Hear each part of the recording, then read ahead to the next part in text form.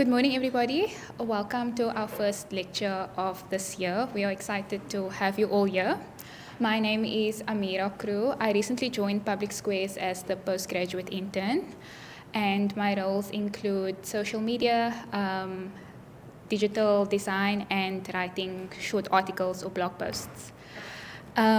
Today's lecture is titled From Science Communication to Public Engagement, Optimizing Benefits, Mitigating Barriers, and will be delivered by Prof. Marina Joubert.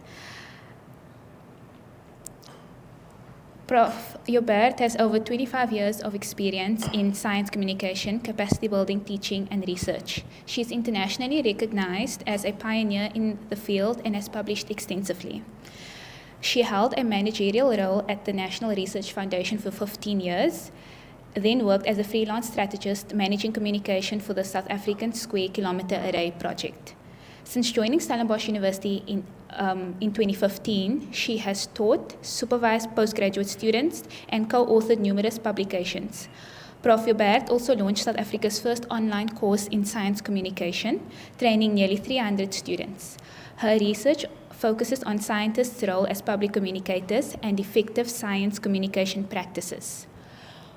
We hope that this lecture will be enriching and beneficial for the work that you do. Please join me in welcoming Prof. Joubert.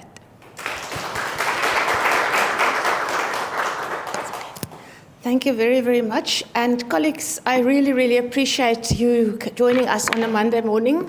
I was worried when I saw the weather reports. It could have been, cold and wet. At least the rain is not with us yet, but coming soon, I think.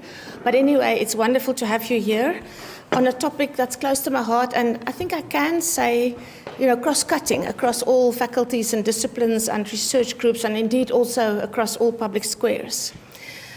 So at Stellenbosch University, we have a chair in science communication, Professor Mahita Ekani, who's located in the Department of Journalism, and I'm located in the Krutua building in the Center for Research on Evaluation, Science and Technology, and I run a group there. It's called the Public Engagement Lab. But we work together closely. We often talk. Our students meet and sometimes collaborate. So in a way, the talk today, from science communication to public engagement is something that is important for me also to reflect on. And I'm going to start then by asking, I just want to get a little bit of input from the audience. There is a roving mic that they will take to the person who wants to say, just somebody, when you hear the word science communication, what comes to mind? Just what do you immediately think of? What does it mean to you? Anyone? Okay, there's a volunteer. So I think of more research communication in the health sciences context, very much the hard sciences. Mm-hmm. I'm from economics, which is a social science, and I often feel the social sciences are not included in that term. Okay, that's also a perspective that's very important in this context, making it multidisciplinary, bringing all the latest perspectives together. Anybody else? What does it mean to you, research communication or science communication?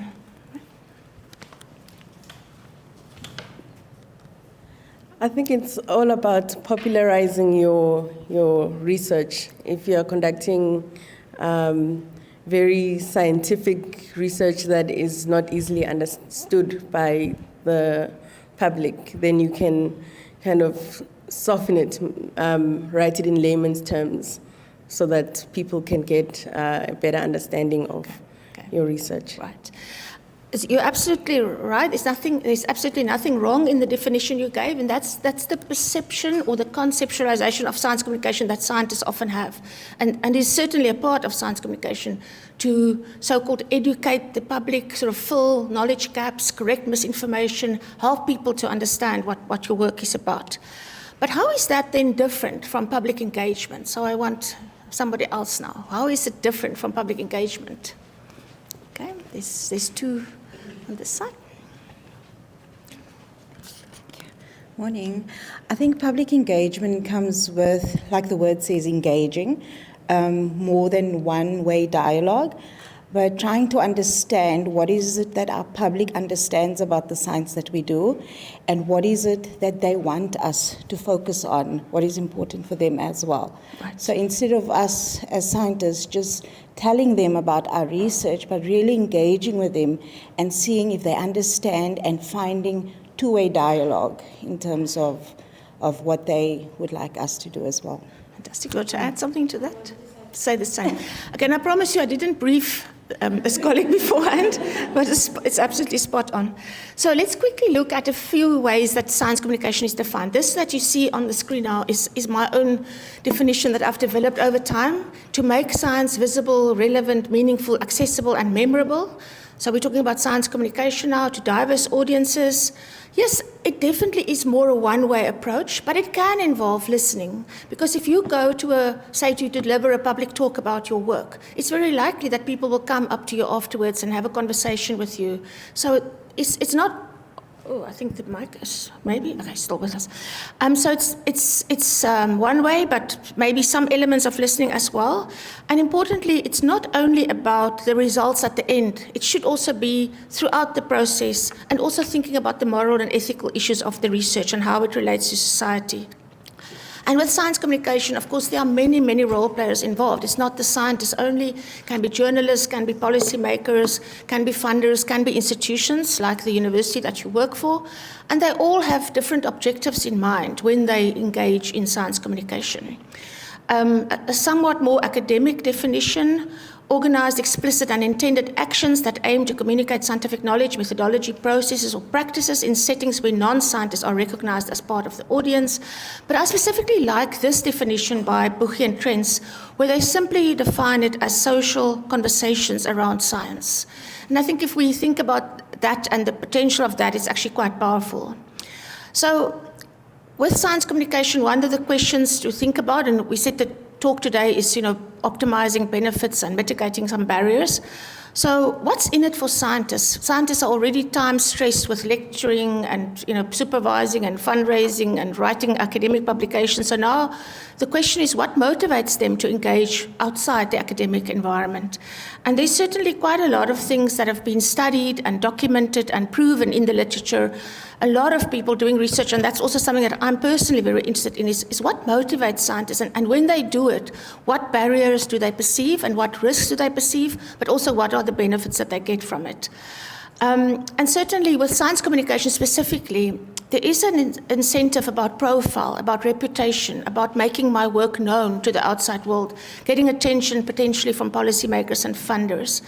The intrinsic rewards are also interesting because it's about the fact that sometimes, to their own surprise, scientists tell us that they enjoy it once they start doing it. It gives them a sense of meaning and sort of giving something back to society when they engage with children and with parents and with community groups about their work. The one concern, not the only concern, but a concern about science communication is the idea that it has become very much driven by institutions, and that there's a perception, or maybe a little bit of a fear, that it's sort of become science public relations. And the concept of science PR has become a little bit of a dirty word, but personally I don't think there's anything wrong with it, as long as it's done ethically and also balanced with other kinds of communication. But just to keep in mind that if you go to the media office in your faculty or corporately, if they issue a news release about the work of your Public Square or any other project, the idea is to make the institution look good. It's going to be about impacts, the good outcomes and the results. And it's going to be a form of strategic and persuasive communication that's serving the institution. It doesn't serve in the first place the public good. As I said, important to stress, I don't think there's anything wrong with it, as long as it's done ethically, as long as you don't hype up the research or overblow your results or create false expectations. So there's a whole field of science communication research that looks at balanced and ethical and sort of the kind of PR that we can endorse. But if there's something wrong, if there's a serious question about a research project or a funder or a clash of interest, Stellenbosch University is not going to issue a press release about that. That would have to come from maybe an investigative journalist or somebody else who has the public interest at heart. In terms of challenges, once again, I'm drawing just a few ideas from a whole body of research about this. But when you ask scientists about the challenges that they experience when they get involved, it's usually time is often the big one that many scientists mention. Then also, lack of training, the fact that they don't know whether the institution wants them to do it or not. They're uncertain about the policies. They're worried about what their peers may say, so-and-so is just chasing after the limelight, or look at that one, he's in the media again today. So these scientists are very worried about what their peers think of them and what they say. And then, of course, the fact that we do live in what is increasingly referred to as an attention economy. So there's a lot of competition out there for ears and eyes in the media or in the public space. And to enter that world of the public domain, you really have to change the way you communicate and do it quite differently. And then people are quite worried about encountering anti-science or pseudoscience or attack. At the moment, one of the journals I'm involved in, we're busy with a whole special edition about scientists under attack. So if you do go into the public, that is a real risk that you have to anticipate and mitigate, certainly. So on the other hand, going a step further now, as my colleague said here, it's certainly when we talk about public engagement, all those elements of science communication are still there. I mean, you cannot have a dialogue with a community about a specific aspect of science if they have no idea what you're talking about. So very often public engagement essentially must start with providing some information, providing some context. And how you do that is quite important, especially if you want to lead onto a dialogue, because you don't want to come in there and appear to be top down, we are the experts, you are ignorant. That's not what you want to do. You just want to set the scene and give people some information to start with. But with public engagement, it's not something that happens by itself. It's always, the kind of public engagement I talk about today is intentional, it's planned, it's deliberate. You identify a community that you want to engage with, you plan to go there, you recruit the right people, and you document what happens there. And it's with people of varied backgrounds, and you give them an opportunity to have a say, basically, in the science. So here's another more academic definition. I'm going to make the slides available, so I'm not going to read out all of these to you, but if you want to get hold of any of the articles I reference, I'll be very happy to share that with you. So it is about productive exchanges between scientists and other members of the public, and it's very much focused on dialogue and mutual learning and participation. And these things are very much easier said than done.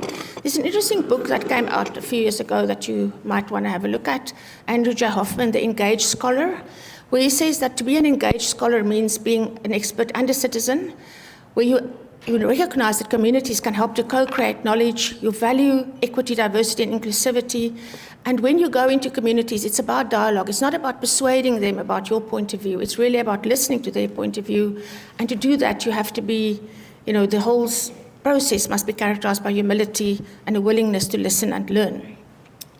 So at the moment, I'm involved in a public exchange leadership project where we are developing leaders in public engagement.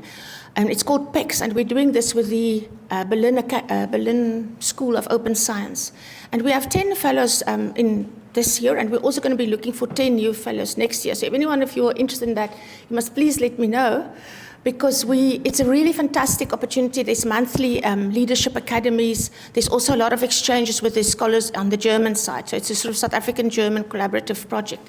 But the Berlin School came up with this, what they call the onion of engagement, or the engagement onion. And I'm sure the text is a little bit too small to see on the screen, but the idea is that as you move more to the outside of the onion, the outer layers, it's more about dissemination, giving talks, doing press releases, using social media, science festivals, that kind of thing.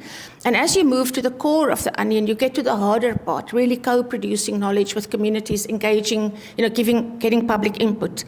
So what it reminds me of when I look at this engagement onion is that engagement and science communication is a continuum. You cannot divide or separate the one from the other. They go together, they go hand in hand, they often overlap and coexist. But still, in the science communication literature, we talk about 3 levels of involvement, where at the bottom level, you give information, then you move to dialogue, then you move to involvement. And of course, as you go up that ladder, you focus more on mutual listening and mutual benefit. So we talked a little bit earlier about the benefits of science communication, which is a little bit more focused on the benefits for the institution and the individual scientist. When we talk about the benefits of engagement, it is a little bit more about acknowledging that the views of the community can enrich your research, that it may even help you to see new ways to look at your own research. It encourages reflection in your work. It helps you to anticipate public concerns. It makes your work more relevant to society. It makes your work more responsive, and it can show that you're more responsive. It helps to build trust with partnerships with local communities. And once again, actually, when researchers start to do that, they find it really meaningful and enjoyable. So with science communication and public engagement and the continuum in between, often the best advice is to make a start and to build it into your research project from the start and not as an afterthought. And I've kind of mentioned this before, but I just want to reiterate the importance of engagement is about a culture change. It kind of requires from scientists to give up some of their authority, to give up some of their control, to give up the idea that they are the experts, and being willing to listen and learn to communities, of course, in a safe space where no one is dominating and no one is judged. It also means being tolerant to different views, not judging people, not thinking that they're ignorant if they believe, if they don't believe in vaccination or whatever. It's being tolerant, being willing to take a deep breath and listen to why and why people feel that way, being patient and respectful. And importantly, also part of public engagement is acknowledging participants when you produce the research outputs and providing feedback to them at the end. So avoiding that engaging with the community and they never hear from you again. It's a very important part of the ethics of engagement. And once again, being successful at engagement requires honesty and humility and managing expectations, helping participants to understand what they're going to get, but taking the input seriously, not just as a tick box exercise that you do because your funder wanted it. Limiting the amount of information that you're trying to get across, avoiding jargon and focusing a little bit on connections with your audience. And if necessary, getting help from an expert engagement facilitator, because it's not an easy thing to do going into a community, to recognize that it's actually challenging. So if you look at this dissemination on the one hand and really having dialogue on the other hand, why is it so hard? I want to once again at this stage maybe get a little bit of ideas from you. If we say that, yes, it's important to disseminate, we're always going to have a role for that. It's not that I say it's not important, but we also want scientists to move on to dialogue. But if we look at evidence, where the money goes, where the effort goes, we see that a lot of science communication is still focused on the one-way, top-down, scientist is the expert, through the public. Why is it so hard to make that shift? What do you think? Maybe from your own experience or your ideas?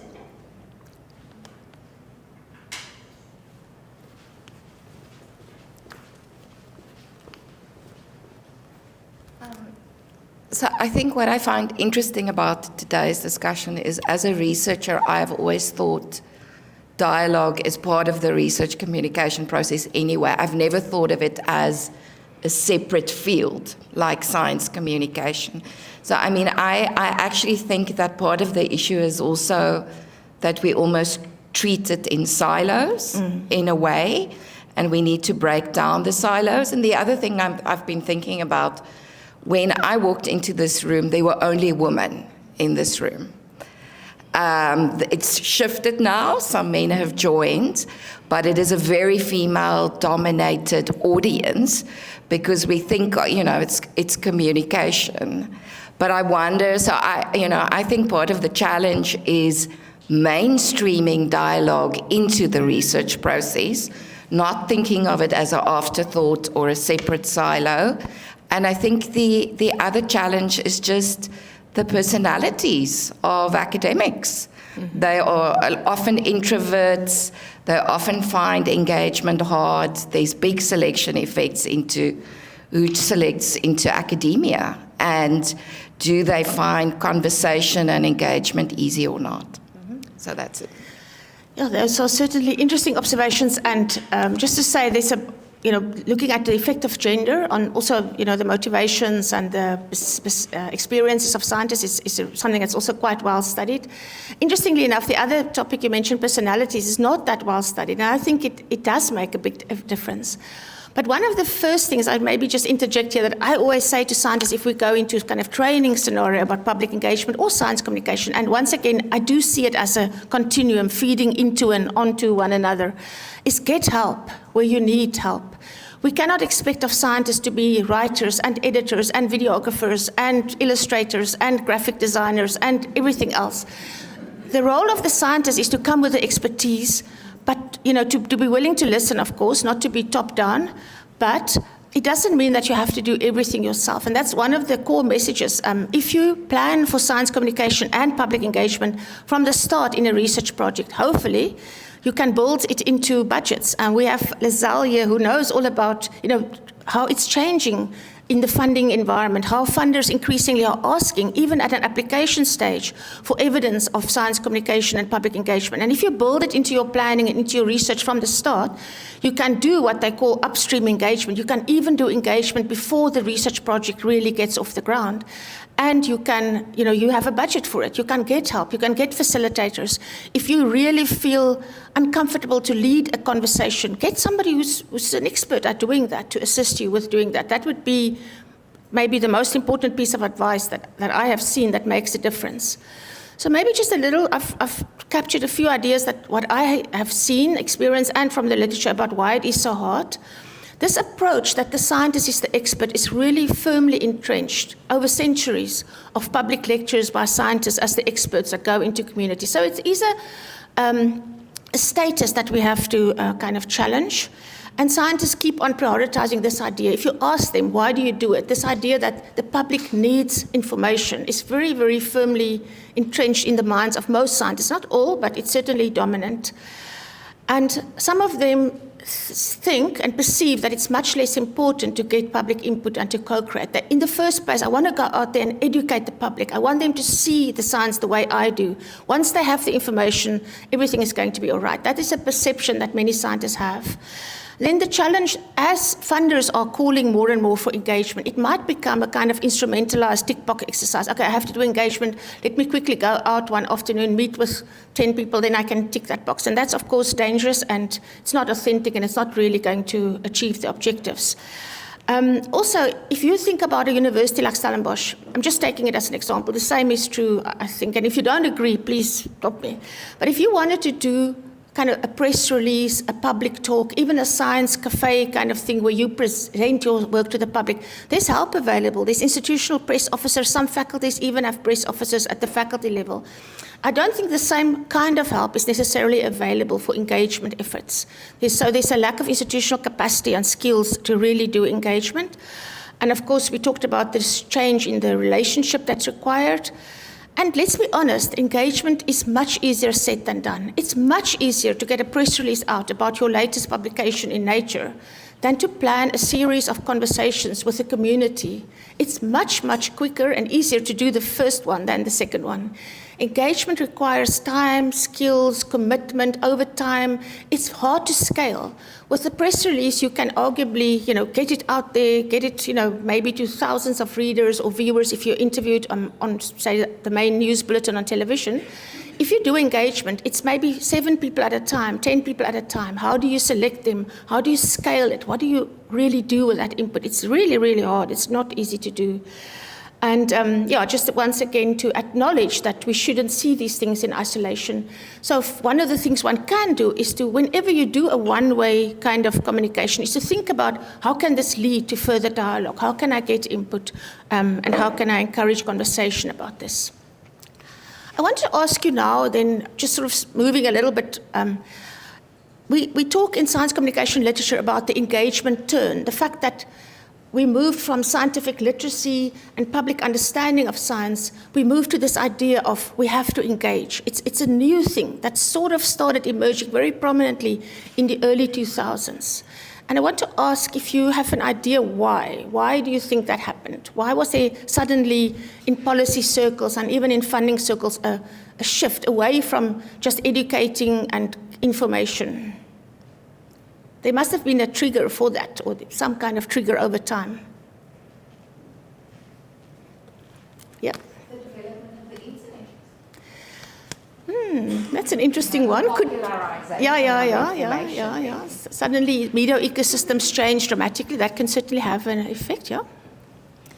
I think communities were harmed from scientific research or, scientific research that wasn't structured thinking sensitively about the impact that it could have in communities. And that kind of sort of pushed us to a turn where there's a promotion of more co-creation and engagement with communities before we embark on our scientific journeys and during the process as well. Right. Okay. Certainly, that's very much a contributing factor as well. So, if you look at science communication, literature, history, I'm going to get you now, there's been a number of incidents that have also sort of added to this momentum for engagement. I would like to hear what you say. Thank you. I would assume maybe it's like there was less impact where there's a lot of money that is invested in research, but then when it comes to the actual impact, there's less impact. So I would assume that's what they would want, more engagement. Right. So you're absolutely right. And these incidents that happen, I'm talking about things like the mad cow disease crisis.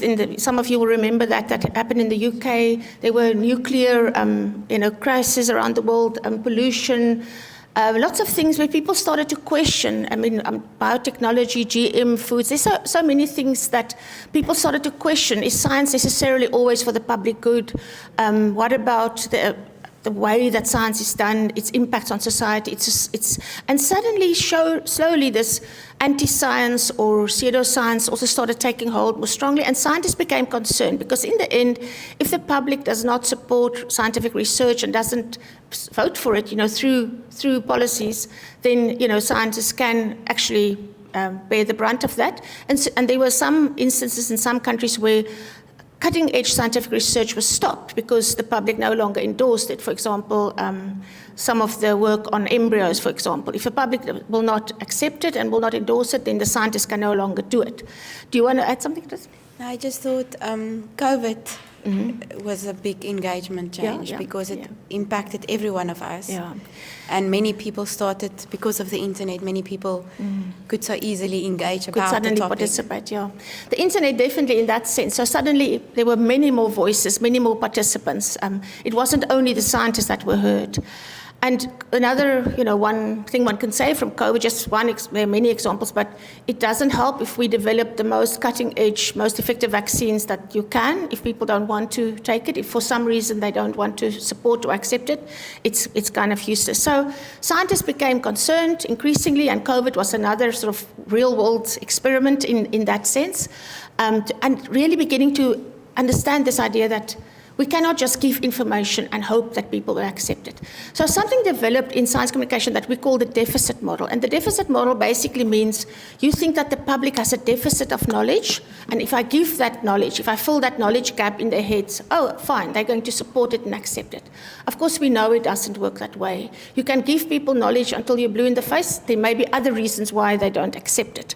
So then we move a little bit into this idea of the science of communicating science, which draws on disciplines like social psychology and behavioral science and communication as a science to understand effective science communication. And in this lovely little book, it's a beautiful short volume if you want to just sort of get into this topic a little bit. It's by Craig Cormick and it's available for like just $10 or something on Amazon. He says that we think the path from information to attitude works like this. You give people information and it's going to go straight into their heads and they're going to agree with what you try to tell them. But in the real life, it works a little bit like this. They filter the information you give to them through lots of filters that existed in their heads before. Like this morning when I came in here, all of you already had your own ideas in your heads about what you were expecting me to talk about, how you've experienced science communication. So giving 100 people or 20 people the same information will not lead to the same result. It depends on the attitudes and perceptions and worldviews and experiences that they came into the room with. And in some cases, the information you give may even backfire. There's a really interesting study published about a group of scientists that engaged with parents who were undecided about vaccinating their children. And it showed, the results of that study showed that giving exactly the same information, the same visuals, the same persuasive arguments to 30 parents, split them more or less in half. About half of them were more convinced afterwards that they would vaccinate their children, and about half were even more against it than before. So that complicates matters sincerely. And so what we know from the science of science communication is that To know science doesn't mean to love science. More knowledge does not equal more support. And importantly, more knowledge does not necessarily lead to a behavior change. It may actually polarize the audience more if they know more. It doesn't mean that it's not important, that they must be given the information. Please don't go away here and say, oh, Marina Joubert said we don't have to provide information anymore. It's not that. You have to do it. There's a moral and ethical obligation on scientists to make information available about their work. It's just that you cannot accept that people will blindly trust what you say and accept what you say. You have to think a little bit beyond that. There's a wonderful article that I really strongly recommend by Anne Toomey that was published in Biological Conservation. So it's very much focused on conservation, but actually when I read it, every single argument in this paper applies for me across the board. So the article is about why facts don't change minds. And she says in there that we think that people are rational beings and that they base their decisions on the information they have. But in fact, people respond according to how they feel. In other words, they respond based on an emotional connection or emotional experience. And therefore, facts may backfire if they challenge preconceived notions and beliefs. And stories that trigger emotional responses and foster positive action are far more effective. So if we say that facts on their own don't work, what will then work? And certainly one of the fields that science communicators have looked at is this idea of science storytelling and emotional connections. Now, the article I think is a nice read. It's been published a while ago, but it's still a good read, The Science of What Makes People Care. And in this one, they also talk about invoking emotional connections and the importance of invoking emotional connections and also telling stories.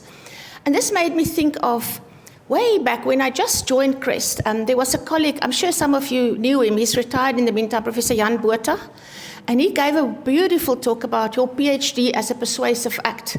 And in this talk, he talked about the early, he studied the early Greek philosophers, and he taught us about the art of persuasion as it was presented by Aristotle.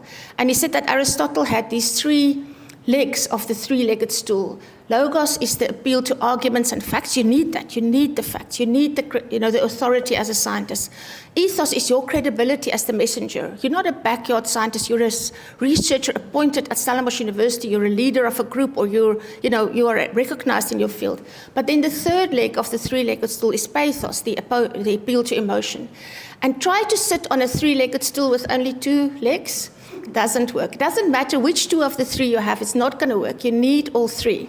And I will never forget that talk that Jan Botha did, and it really, really made me think about this. And it's amazing to see that it connects from the early Greek philosophers. That's what we learn today from the science of science communication, the importance of emotional connections. And so for me, the takeaway from this is, facts are core, but emotion is the key. And they have to go together. It's almost like emotion is that spoonful of sugar that makes the medicine go down. If you can coat your facts in an emotional layer, it helps people to engage with it, and it's much more persuasive, and people are less likely to argue with it. So 2 years ago, there was a big science communication conference in Rotterdam, and it was, if I think back on all the conferences I attended in my career, there was one talk there that really stood out for me by a filmmaker, Sonia Pemberton. She has a company in Australia called Gene Pool Productions. Lovely name, I thought. And she talked, her talk was entitled 5 Golden Rules for Effective Science Communication, Perspectives from a Documentary Filmmaker.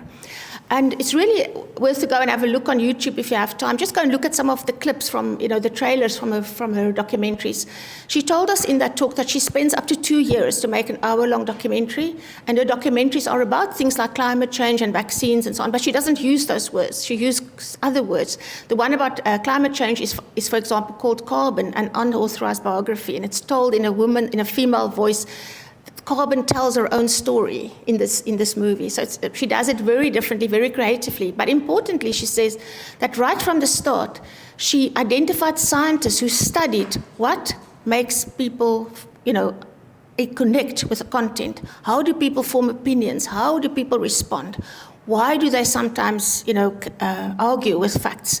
And she went to Don Kahan, who is a leader in behavioral science at Stanford in the US, and he runs a group there called the Cognition Project. And she pestered him until he agreed to advise her to use science of science communication as a tool in the documentary filmmaking. And what they do in practice, she's won a lot of awards, and she has, I think, enough money to do this, they do little bits of the film, 5 minutes or 3 minutes, and then they go and test it with the intended audiences. And then they revise and redo and revise and redo. And that's why it takes 2 years to make an hour-long documentary. But it's always done with the communities involved. And so when we walked out of the lecture hall at this conference, I waited. Many other people wanted to talk to her, and I waited until last because I really wanted to talk to her. And she was very friendly. And as we walked out, she said, let me just throw something away. And she threw an envelope in the bin there. And I said, did you just throw away your talk? Because I saw that she had notes in front of her. And she said, yes. I said, well, do you mind if I retrieve it? So I went to the bin and got the talk back. And so I had the notes of her talk. And actually, in the envelope, there was also a memory stick with all the film clips that she showed in the I'm sure she didn't know that, but now I have it. And anyway, so with her permission, we wrote a piece. And I mean, I don't take credit for it. I'm the author, but it's based on what she said at this thing. And it was published on The Conversation. And you can easily find it by just looking for 5 golden rules for effective science communication on The Conversation. And really stays with me because it's a practitioner, a filmmaker who used the science of science communication. And the 5 golden rules that she talks about is acknowledging uncertainty, avoiding polarizing messages, check for biases, she says, especially your own when you go into communities, incite curiosity and embrace complexity. And in the piece that I wrote up on The Conversation, of course, I elaborate on each one of these. So briefly, just want to come back to the topic of today's talk, which was about benefits, optimizing and mitigating barriers. And what I would say in conclusion on that topic is, yes, going out there, it comes with some risks. It's not risk-free. But if you plan it well, if you anticipate, if you work as a multidisciplinary group on deliberate engagement and responsible and ethical science communication, it is possible, I do believe, to optimize the rewards and minimize the risks so that the rewards will obviously outweigh the risks. And there's another person that's really inspired me in my career. She's Nancy Barron. She's a science communication trainer in the US. And she said once in a talk that I heard, when scientists tell her they don't have the time to engage with audiences and to talk to the public about their research, she says, how can you afford not to do it? Because she makes a very, very strong connection between being out there, being visible, being seen in the community, and being leader, and a leadership as such. How can you be a leader? How can you influence policy? How can you change things for the better if people don't know about your work and don't know about what you do? So also something to really think about. So last 2 slides, just a few takeaways. I'm a deputy editor of this journal, Journal of Science Communication. We publish only science communication literature, but research and practice. It's a Diamond open access journal. So if you just Google it, you'll find it very easily. And just recently, just in the last few weeks, we published this article. It's mostly a one-way street, to be honest. And it's about this idea how hard it is for scientists to move on from science communication to engagement. So if you want to have a look at that. And then the last slide is to tell you a little bit more about this group of scientists in Germany that we're working on the SPECS project. It's the Berlin School of Open Science, and they have published very recently this Principles of Public Engagement, where they give also, it's a very short and concise little guidebook about how to do engagement. And they also produced a guidance on emotions and engagement, why emotions are important and how to navigate that landscape. Maybe I was as part of working with this Berlin school, we had a workshop where we talked about engagement, and then they had this person present in there that's called a graphic harvester. I don't know if you've heard that term, where they listen to what everybody's saying, and then they draw, they come up with a graphic afterwards. And this one was about all the things we as a group identified about public engagement. And I thought it was quite interesting. It's very rich, and it takes a while to look at all of it, but I'll just send it around for you to have a look at. That wraps up what I wanted to talk about today, but I'd be very happy to hear about questions, comments, anybody who disagrees as well. That's always good.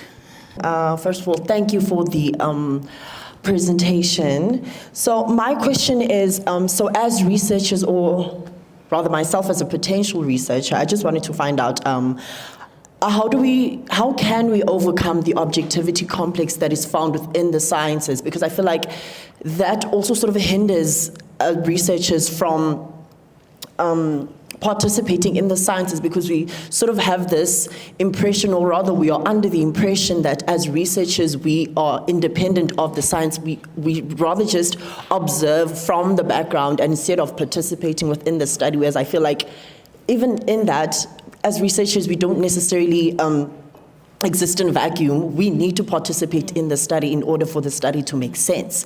So I think in that, in us wanting to sort of just deviate from the study, that also sort of hinders public engagement and sort of reinforces this idea of this top-down approach, because there's, within the sciences, there's this reinforcement of this objectivity complex that, okay, because what I'm doing, it's supposed to be objective, it's closer to the truth. So I think in that way, how do we minimize that whole objectivity thing in our pursuit of wanting to find the truth and all of that? In the pure sort of academic environment, people think that science is objective and neutral. We know that it isn't really. It can never be 100% objective or 100% neutral.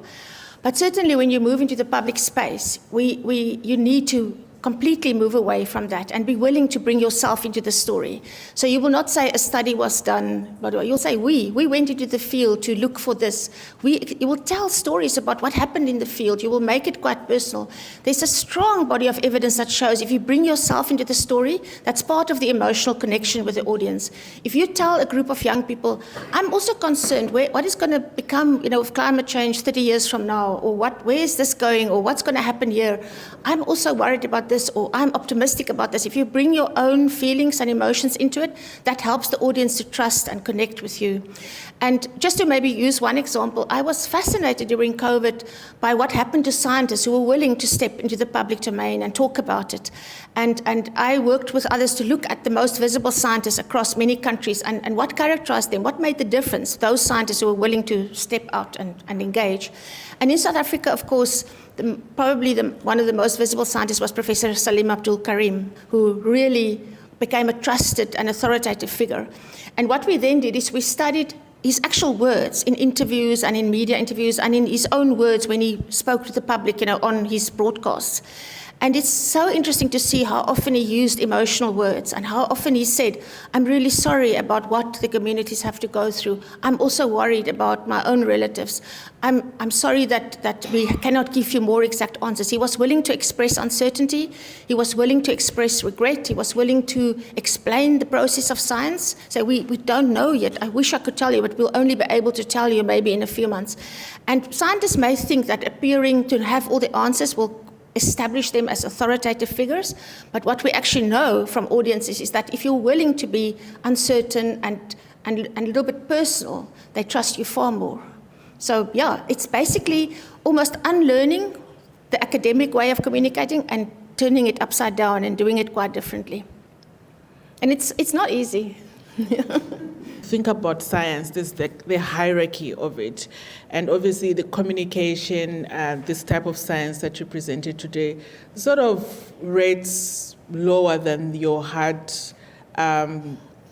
sciences. Like, in the real typical world, like if you're doing your social sciences, you're less of a scientist than someone who's doing like your pure sciences type of thing. So there's that hierarchy in the science space as well. So my question is, how do we ensure that science communication, or the soft science, is received by the other sciences, and so that they are more open to using these strategies to them? Because I know some people are like really not keen. Obviously, the world is changing now, but I've been in spaces where we are working on a transdisciplinary project, and the people that are doing, I'm a social scientist, and the people that are doing hard sciences think they're better and think what we're doing is much easier than what they're doing. So how do we ensure that everybody embraces the soft sciences like communications? As the hard scientists are experiencing that they're not getting through to the public, they're facing, all these anti-science views and public opposition, they're beginning to realize that they really need help. I was telling some of colleagues over coffee just before we started that last night I worked until very late to submit a review article about public communication about antimicrobial resistance. And it's one of the examples where the scientists have realized, the clinical scientists, the health scientists, they cannot solve this problem on their own. They're just too complicated and too complex. They need social scientists and behavioral scientists to help them. because all the information they're giving, the millions of dollars they've spent on awareness campaigns and educating the public is not making a difference. It's not working. So the more that scientists, the hard scientists begin to realize that, I think the more we will see this call for theory-informed social science help with the science communication. But I want to ask Ambi. I'm going to pick on Ambi. She's doing a PhD with me at the moment. Okay, good morning, everyone, and happy Monday. So if it's about expressing how I feel rather than what I think there's more of taking responsibility on our side as people that are in the social sciences or the communication space. Why am I saying this? We cannot necessarily control how the people that are in the biological sciences, physical sciences, and so forth see us. So basically, we cannot really control their perceptions of us and the field that we are in, but we can just stand on business. What does that mean? It simply means we have to showcase the value that we bring in those spaces. We have to showcase the value that we bring in basically in communities as well. And by doing that through spaces like this, we are all here now. I'm definitely, I'm a social media person. I love social media. So that means if I walk out of here and reflect on everything that we actually got to learn from these presentations and now make sure that the message land on those people that are in the hard sciences, they will understand that there are people who are dedicating their time, their experiences and knowledge to actually sit down and talk about such challenges. But at the same time, in whatever spaces that we are in, I want to believe there are people that are in the biological or the hard sciences here. Please also go out there and spread the message that it does matter. So let's just stand on business about what we are doing. That is the credibility. So yeah, thank you. Astrid, while you wait for the mic, I'll just say something very briefly. We see in science communication courses, when students come to us to do masters and PhDs, they often come from the natural sciences, most of them actually, and they come almost like science enthusiasts. Science is going to solve the world's problems. I want to communicate science. Science is cool, science is awesome. And I always explain to them before they embark, doing a PhD, for example, in science communication means that you're now moving, across the fields to become a social scientist. And it requires from you to be much more reflexive about science, and sometimes even critical about science, and get away from that idea that science has all the answers and science is the only way to look at the world. And it's really hard for natural scientists to do sometimes. Sorry? Can you tell us more about this PICS program and anything else that's going on at the university that we can join and be a part of? Because I don't want it to end here. I want to... Sure. Yeah. No, the PICS is a public engagement leadership program. It's funded by the German Ministry of Science and Education, BMBF. It's a 2-year project, so this is the first year. We advertised it late last year, asking people to apply, and we appointed 10 fellows in South Africa and 10 in Germany. So they meet every month online. There's lots of discussions, lots of activities. Each person is going to get a small grant to implement a public engagement activity. It's not so much training in public engagement as developing leaders in public engagement, but of course there's an element of training as well. And we are going to advertise again, and I can maybe send it via you to make sure it reaches all the Public Squares people, because there's going to be a call by, I think, August, September for finding 10 fellows for next year. And we're also going to meet in person at a conference in Berlin in September, and then next year the conference will be in Stellenbosch. So, it's a pilot project to see about bilateral collaboration in public engagement leadership. And then what I do, the thing I love about science communication and public engagement is the 1 minute I work with antimicrobial resistance, and then I work with, wine science, and then I work with environmental science and conservation, and indeed the social sciences as well, because social scientists are also struggling to communicate their work to the public out there, and humanities scholars. Just last week, I was in this very same room where Professor Johan Fourie, who's an economic historian, he did a 2-day conference about science communication. How do we communicate economics, to get to the attention of policymakers? How do we use storytelling? It was in this room just last week. So across the board, I see that scientists, leaders, people who are visible in the space are beginning to take this more seriously. And this is what is exciting about the field, is that it does apply, or it is relevant across, all the different disciplines. So, the other big projects I'm involved in is this Ika to Wine. Lizelle knows all about that. She helped us very much with that application, where we're looking at wine science communication and also sustainable and eco-friendly wines. And then there's the big project that I work with the British Academy, funding it on just transitions towards antimicrobial resistance. And this project very much focuses on the social justice considerations of science communication. And that's a big theme as well. It's not just about communicating science, it's about really thinking about the communities that are hardest hit by certain diseases or conditions, and how do we make sure that communication doesn't just increase the inequities, but actually addresses and corrects some of those inequities. And then, Ambi, do you want to tell them what your PhD is going to be about? I can definitely share our first publication when it's available. Okay, well, that's ambitious. Okay, but it's last year, just to give you an idea of the diversity of topics, I mean, we work quite closely with the journalism department, as I mentioned as well, and last year, one of my PhDs that finished was about pseudoscience, about cancer treatments in the media. And how pseudoscience in the media can actually mislead people and cause them to rely on alternative therapies and then miss the opportunity to actually. So it's also, some of these things are very sensitive. Sometimes it overlaps with indigenous knowledge systems and you have to navigate it very, very carefully. But it's about science and society. Wherever the spaces and places and channels where science and society meets, that's what science communication and public engagement is about. Interesting, in the US, I'm working with a group of people. This is maybe something I can mention. Use 1 minute to advertise.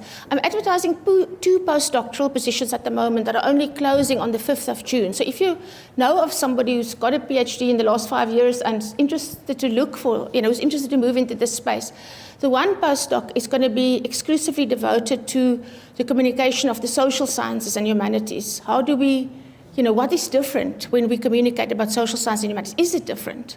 How are we going to do that?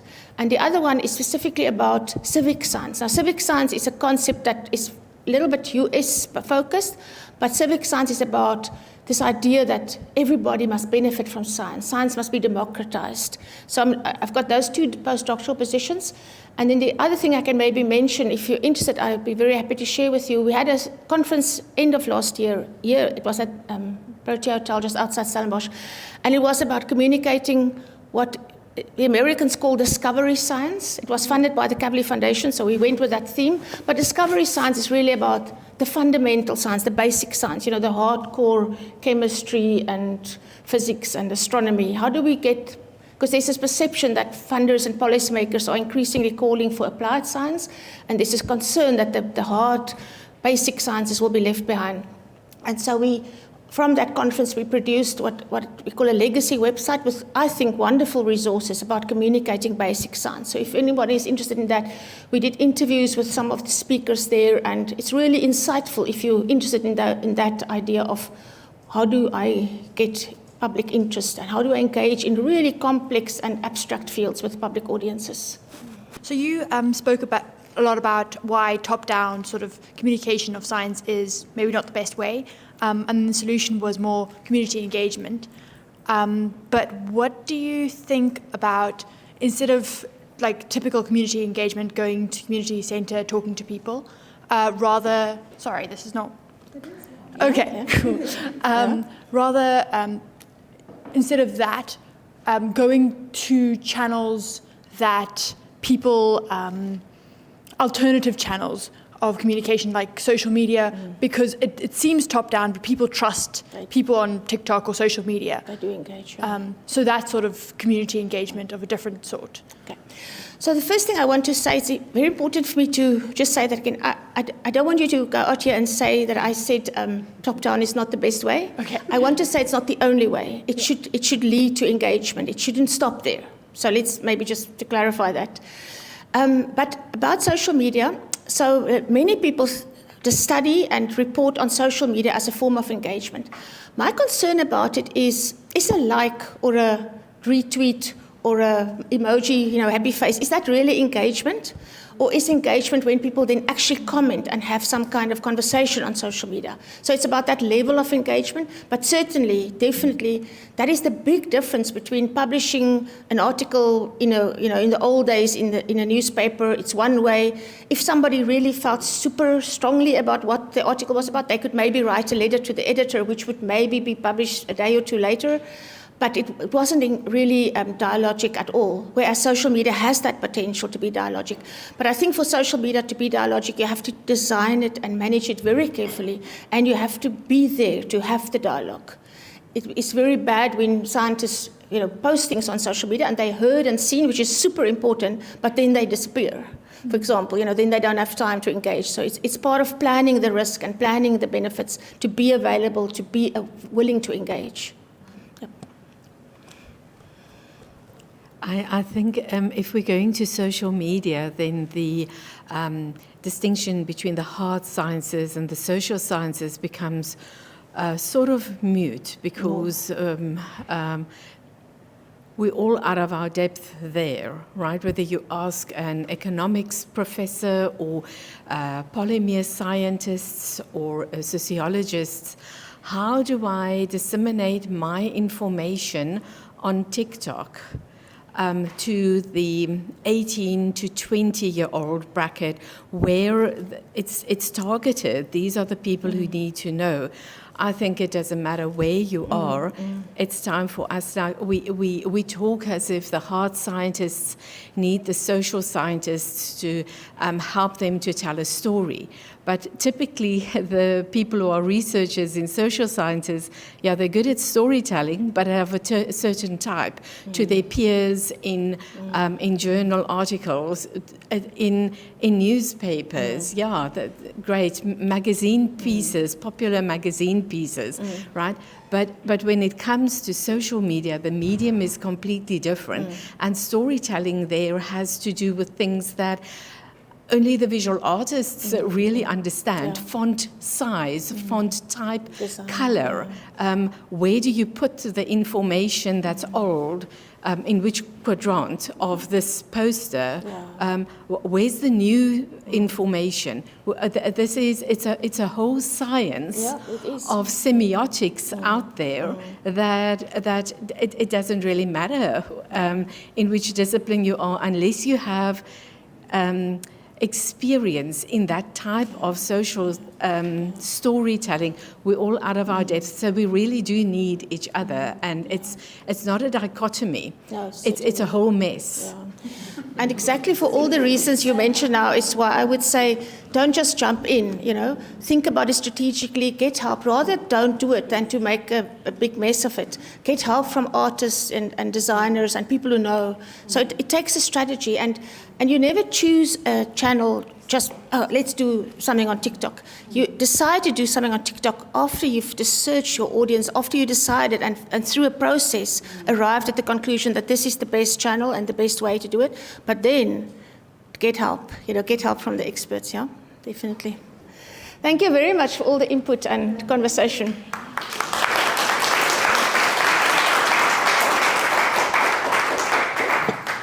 Thank you so much, Dr. Joubert, for that engaging and insightful lecture. As someone who started out in the art sciences, in engineering, and then ended up in social sciences as a political scientist, I see that science communication is something that is neglected, at least in the faculty I was. No offense to the hard scientists in the room. But I think that regardless of our academic or scientific background, we can all benefit from science communication. So thank you so much. As a follow-up, I would just like to mention that on the 22nd of August, Dr. Joubert will also be delivering an interactive workshop. We will be advertising that. It's titled Writing About Your Science for Citizens, if I'm correct, Tools and Tricks to... Sorry, I think I forgot the title, but anyways, yes. The workshop will focus on evidence-based advice and tools that can help you learn about how to write about your research in a compelling way for different public audiences. So we do invite you to join us for that lecture. We will be advertising to our consortium of Public Squares, so keep an eye out for that. And then if you haven't had a chance to sign the register, it is at the registration desk, so please stop by and tick your name off the list. And then there are refreshments outside as well. And thank you again for attending.